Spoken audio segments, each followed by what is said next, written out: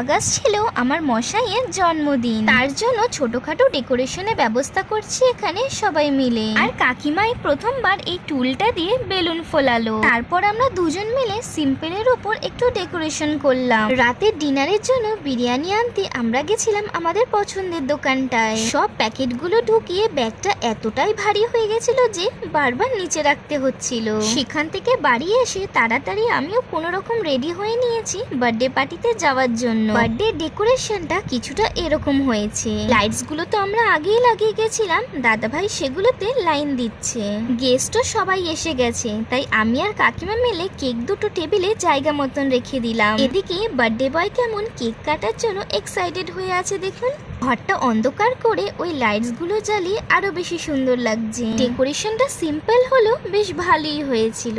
Birthday বয়ের cake দুটো দেখাই একবার। কেক কাটিং এর পর এবার কেক খাওয়া এবং ফটো তোলার পালা। তবে এনাকে দেখুন, কেক খাওয়াতে গিয়েও পোজ দিচ্ছে। কেক খাওয়ার পোজে ফটো তোলার জন্য আমাকে 3 বার কেক খেতে হয়েছে।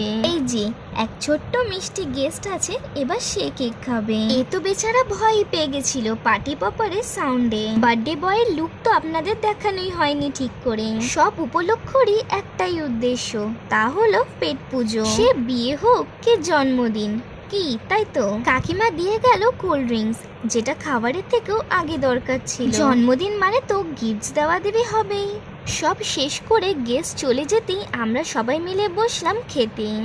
আর কি খেতে পারি সেটা আশা করি বলতে লাগবে না। আমরা বিরিয়ানির ভক্তরা ফোনের ওপার থেকেও গন্ধ পেয়ে যাই। বার্থডে বার্থডে দেখতে দেখতে বার্থডে শেষ। এটাই ছিল ওর ব্যাচেলার হিসেবে লাস্ট বার্থডে। জন্মদিনে ওকে অনেক অনেক আশীর্বাদ করবেন আপনারা, আর হ্যাঁ উইশ করতেও ভুলবেন না। ডিনারটা হজম করতে এই মুখ শুদ্ধি খাচ্ছিলাম, আর ওদিকে দাদা ভাই ডেকোরেশনটা খুলতে হেল্প করছিল। ডেকোরেশন করতে কত সময় লেগে যায়, অথচ খুলতে 1 মিনিটও লাগে না। শেষে আইসক্রিম নিয়ে বাড়ি চলে এলাম।